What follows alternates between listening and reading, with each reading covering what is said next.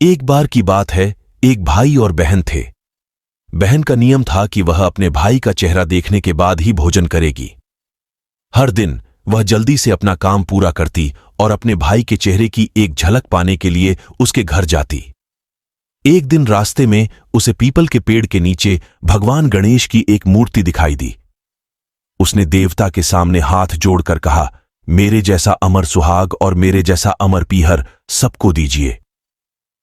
आगे बढ़ने पर उसके पैरों में जंगल के पेड़ों के कांटे चुभते।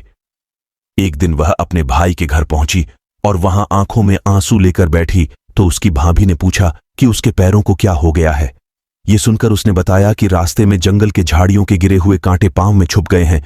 जब उसका भाई घर लौटा तो उसकी पत्नी ने उससे रास्ता साफ करने का अनुरोध किया और फिर भाई ने कुदाल उठाई, सारी झाड़ियां साफ की और रास्ता साफ कर दिया। फलस्वरूप भगवान गणेश का स्थान भी हटा दिया गया। ये देखकर देवता क्रोधित हो गए और उसके भाई के प्राण हर लिए। अंतिम संस्कार के दौरान जब वे भाई को ले जाने वाले थे तो उनकी भाभी ने रोते हुए शोक मनाने वालों से कहा कि वे एक कुछ क्षण रुकें। उसकी बहन रास्ते में थी और वह अपने भाई का चेहरा देखे बिना नहीं रह सकती थी। लोगों ने कहा, आज तो देखेंगे, लेकिन कल वह कैसे संभालेगी। हर दिन की तरह बहन अपने भाई का चेहरा देखने के लिए जंगल में निकल पड़ी।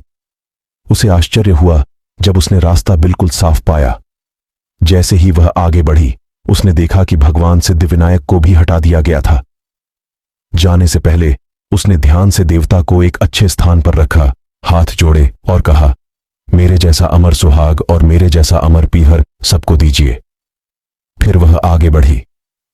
देवता विचार करने लगे, यदि वह इसका पालन नहीं करेंगे तो हमारा आदर कौन करेगा, हमारी पूजा कौन करेगा। तब सिद्धिविनायक ने उसे खेजड़ी के पेड़ के 7 टुकड़े लेने तथा कच्चे दूध में घोलने और अपने भाई पर छिड़कने का निर्देश देते हुए कहा, फिर वह जाग जाएगा।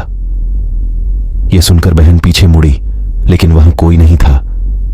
हैरान होकर उसने सोचा, ठीक है, मैंने जैसा सुना है वैसा ही करूंगी। फिर वह 7 खेजड़ी के पत्ते लेकर अपने भाई के घर पहुंची और भीड़ देखी।